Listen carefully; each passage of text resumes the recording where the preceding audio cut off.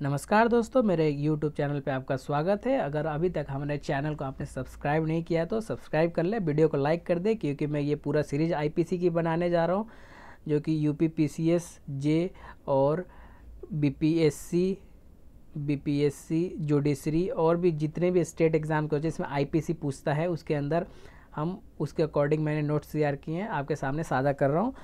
तो अभी तक आपने चैनल को सब्सक्राइब नहीं किया, सब्सक्राइब जरूर कर ले, दोस्तों के साथ शेयर कर ले। अगर आपने पहला वीडियो नहीं देखा जनरल एक्सेप्शंस का, तो जाके देख लें कि जनरल एक्सेप्शंस आखिर होता क्या है, उसके टाइप्स क्या हैं और ऑब्जेक्टिव क्या है उसके। एकदम मैंने छोटे 4-5 मिनट के वीडियो में मैंने डिफाइन कर रखा है। तो आइए शुरू करते हैं। पहला जो हम स्टार्ट करते हैं जनरल एक्सेप्शन में, जनरल एक्सेप्शन जो है 76 से लेके 106 तक आईपीसी में डिफाइन है। तो पहले में हम बात करते हैं 76 एंड 79, यानी कि मिस्टेक ऑफ फैक्ट। ठीक है ना। मिस्टेक ऑफ फैक्ट जो है act done by a person bound by law और जस्टिफाइड बाय लॉ। देखिए यहाँ पर 2-3 चीज़ें हैं, आपको डेफिनेशन के साथ मैं आपको समझाता हूँ। सेक्शन 76 क्या कहता है? Act done by a person bound और by mistake of fact believing himself bound by law, nothing is offence which is done by a person who is और who by reason of mistake of fact and not by reason of mistake of law in good faith believe himself to be bound by law to do it। देखिए क्या होता है कि mistake of fact क्या बात करता है? Mistake of fact और लॉ बात करता है कि एक पर्सन है, एक आदमी है, उसे पता है कि मैं इसे करने के लिए मुझे अथॉरिटी प्राप्त है, तो इसे मैं करता हूँ तो वो गलत नहीं है। यानी कि ए एक सोल्जर है और सी डाकू है। तो ए जो है ए के पास बंदूक है, उसे अथॉरिटी दी गई है कि कोई गलत काम सी करे तो गोली मार दो, तो गोली ए मार देता है। यहाँ पर वो पर्सन बाउंड है, लॉ से बाउंड है। ठीक है ना, कि वो अगर वो बोनाफाइड है कि वो अगर उसे मारता है तो गलत बात नहीं है। जब ये गलती करता है और ए इसको मार देता है वो गलत बात नहीं है, क्योंकि ये जस्टिफाइड बाई लॉ है। ए क्या होगा? ए जस्टिफाइड हो जाएगा लॉ से, क्योंकि अपने ये ड्यूटी कर रहा है। हाँ, यहाँ पर देखिए, यहाँ पर लिखा हुआ mistake of fact. Mistake of fact भी जस्टिफाइड होगा। Not mistake of law is a good faith belief. देखिए mistake of law in good faith belief, जैसे कि ए है, अब ए को पता नहीं है कि सी जो है डाकू है। ए ने सुना है कि सी डाकू है और सी भागने लगा, तो ए ने इसे के ऊपर गोली चला दिया। इसका मतलब ये हुआ कि ए को लगा कि डाकू है तो उसने गोली चला दिया इन गुड फेथ। इसे आप ध्यान रखिए, गुड फेथ में उसने किया, तो यहाँ पर वो जस्टिफाइड हो जाएगा। ए जो है, ए को सज़ा नहीं मिलेगी। देखिए यहाँ पर एग्जांपल दो। A soldier of fire on a move the order of his superior officer in order to conformity with the command of the a has committed no offence. देखिए एक ए सोल्जर है, एक मोब के ऊपर जो लोग इकट्ठे हुए पड़े हैं वहाँ पर एक गोली चलाता है। किसने? उसके सुपीरियर, उसके कमांडर जो कमांड करता है। अगर वो गोली किसी को भी लगती है तो ए जो है कोई ऑफेंस कमिट नहीं करता, क्योंकि जस्टिफाइड बाई लॉ है। ये बेयर एक्ट का एग्जाम्पल है। हम दूसरा एग्जाम्पल देखते हैं। A an officer court of justice being ordered by the court to arrest Y. A officer है कोर्ट का, court of justice been ordered by the court to arrest Y. Y को arrest करने के लिए कहते हैं, और after the due to inquiry believing himself Z to be Y arrest Z J A has committed no offence. तो A जज होता है, वो ऑर्डर करता है किसी को अरेस्ट कर, वाई को अरेस्ट करने के लिए ऑर्डर करता है, और जब अरेस्ट होता है वाई तो जेड को जो अरेस्ट करता है वो बंदे जेड को वाई समझ लेता है। इंक्वायरी के बाद पता चलता है कि जेड जो है वो वाई नहीं है। तो यहाँ पर ए ने कोई ऑफेंस कमिट नहीं किया, क्योंकि ए ने जो है गुड फेथ में उसे अरेस्ट किया है। ओके, सेक्शन 79 पे बढ़ते हैं। 78 और 76 जो है 77 जो है एक्ट एज अ जुडिशियल में एज अ जज, वो मैंने दूसरे वाले वीडियो में डिफाइन कर रखा है, आप वहाँ से देख लीजिएगा। Section 79 act done by person justified और by mistake of fact believing himself justified by law. देखिए तो ये सेक्शन बात करता है nothing is an offence which is done by any person who is justified by law और who is a mistake of fact not reason of mistake of law in a good faith believing himself to be justified by law it doing it. यानी कि ये बात करता है कि यदि कोई कार्य है, कोई काम करना है, तो वो उसको फैक्ट नहीं पता कि एक्चुअल में हुआ क्या है, लेकिन वो गुड फेथ में उस कार्य को अंजाम दे देता है। जैसे कि ए ऑफिसर है, वो देखता है, किसको देखता है, सी को देखता है कि सी जो है किसी को गोली मारने वाला है, सी जो है उसको अरेस्ट कर लेता है, ए जो है सी को अरेस्ट कर लेता है और ए ये नहीं देखता है कि उसके हाथ में जो गन है वो गन जो है टॉय गन है। तो यहाँ पर भले ए ने अरेस्ट कर लिया है इसे क्योंकि वो जो अपना ड्यूटी कर रहा था वो जस्टिफाइड बाय लॉ था और उसको फैक्ट नहीं पता था, इसलिए उसने सी को जो है अरेस्ट कर लिया। जब अरेस्ट करने के बाद मालूम चला कि सी के पास वो टॉय गन था, तो यहाँ पर ए ने गुड फेथ में कार्य किया है, इसलिए ए ने कोई ऑफेंस नहीं किया है। कहने का मतलब ये है। इसका जो एग्जांपल है, A sees Z what appear A to be a murder, A sees Z an himself A judgement and justified bound by law here A is not committed offence. देखिए तो यहाँ बात करता है कि ए जो होता है जेड को देखता है कोई ऐसा कार्य करते हुए जैसे उसे लगता है कि जेड मर्डर कर रहा है, तो जेड को जो है ए अरेस्ट कर लेता है और जब कोर्ट के सामने पेश करता है तो पता चलता है कि जेड कोई और ही कार्य कर रहा था, वो मर्डर नहीं कर रहा था। तो यहाँ पर ए ने कोई ऑफेंस कमिट नहीं किया है क्योंकि ए जस्टिफाइड बाय लॉ है, उसको मिस्टेक ऑफ फैक्ट की वजह से अरेस्ट किया उसने, not reason of mistake of law. Mistake of law होता तो अलग कहानी होती। Mistake of ignorance of law.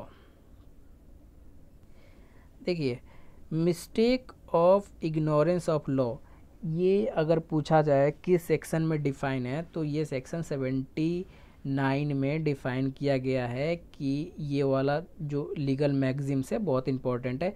इग्नोरेंशिया फैक्टी डोथ एक्सक्यूजाट इग्नोरेंशिया jurist non एक्सक्यूजाट। अब इसका प्रोनाउंसिएशन जो है आप चेक कर लीजिए गूगल पे, क्योंकि लैटिन टर्म है, मेरे को बोलना नहीं आता। Ignorance as a law not excuse, ignorance of fact excuse है। देखिए इग्नोरेंस ऑफ लॉ एक्सक्यूज नहीं है, इग्नोरेंस ऑफ फैक्ट जो है एक्सक्यूज है। क्यों एक्सक्यूज है भैया?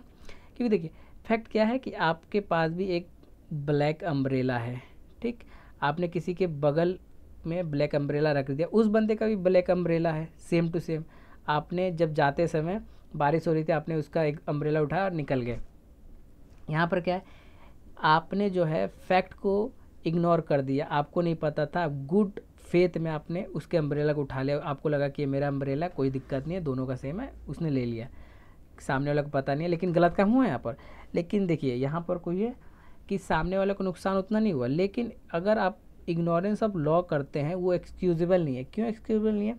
अब आप ड्रग सप्लाई करते हैं किसी कंट्री में और बोलते हैं कि मैं पहली बार आपकी कंट्री में आया हूँ और मुझे यहाँ का रूल रेगुलेशन जो है अथॉरिटी नहीं मालूम है, क्या होता है क्या नहीं होता। तो यहाँ पर इसलिए लॉ को इग्नोरेंट नहीं किया, नहीं तो सभी अपराध करेंगे और बोलेंगे कि मेरे को भैया पता ही नहीं था कि लॉ है क्या आपके कंट्री का। ओके, तो ignorance of law is not excuse. देखिए which means not open to wrong doer plead ignorance of law plead. देखिए इग्नोरेंस ऑफ लॉ एक्सक्यूज इसलिए नहीं है क्योंकि कोई भी बंदा रॉन्ग काम करके, गलत काम करके वो प्लीड लेगा कि मुझे नहीं पता था लॉ आपके कंट्री में क्या है। जैसे कि आप एक केस पढ़ते MH George versus state of Maharashtra हैं, इसमें किसके गोल्ड की स्मगलिंग करता है जो MH जॉर्ज होता है दूसरे देश से आके, तो वो अभी तक प्लेन में होता है, तो इंडियन जो अथॉरिटी है उसे पकड़ लेती है, किस लिए कि हमारे कंट्री में सोना लाना इधर से ले जाना अलाउड नहीं है। तो वो कहता है कि भैया मेरे आपकी कंट्री का जो है मुझे पता नहीं है लॉ क्या है।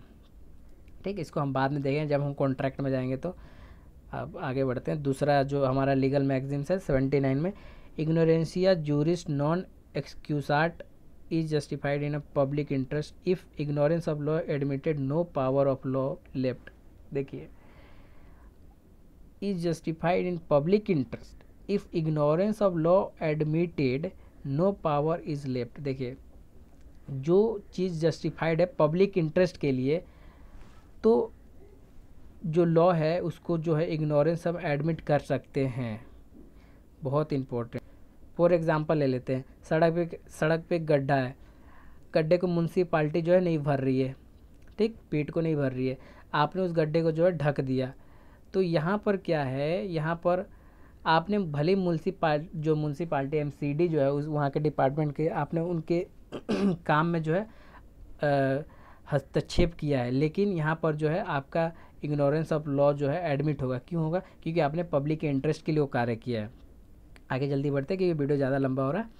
मिस्टेक ऑफ फैक्ट बात करता है, mistake of fact pleaded if mens rea absent. देखिए मिस्टेक ऑफ फैक्ट यानी कि आप दूसरे के अम्ब्रेला उठा लेते हैं, ठीक, तो उसके अंदर मेंसिया नहीं है ना, उसके अंदर गिल्ट नहीं है, एबल इंटेंशन नहीं है, ठीक है ना, मोटिव नहीं है, तो यहाँ पर जो है वो कंसीडर हो जाएगा, प्लीडेड हो जाएगा। उससे वो बोलेगा भैया मेरा आपका भी अम्ब्रेला ब्लैक था, मेरा भी अम्ब्रेला ब्लैक था, तो मुझे लगा कि ये मेरा ही है, मैंने उठा लिया, इसके अंदर मेरा कोई दुराशय नहीं है इसके अंदर, तो वो प्लीडेड है। देखिए जैसे कि A fire bullet into the bush unknown him B hiding and bullet kills B, it is a true, A fired intentionally bush but not liable is intended to B. देखिए ए जो है fire करता है झाड़ी के पीछे bullet, ए को नहीं पता होता है कि बी वहाँ पर छुपा हुआ है, बट बी वहाँ छुपा हुआ था, उसे लग जाती है गोली। तो ए का इंटेंशन तो है बुश में गोली मारना, लेकिन ए का इंटेंशन ये नहीं है कि बी को मारना, क्योंकि उसे तो पता नहीं है, तो ए ने कोई ऑफेंस नहीं किया है अभी तक, ठीक है ना।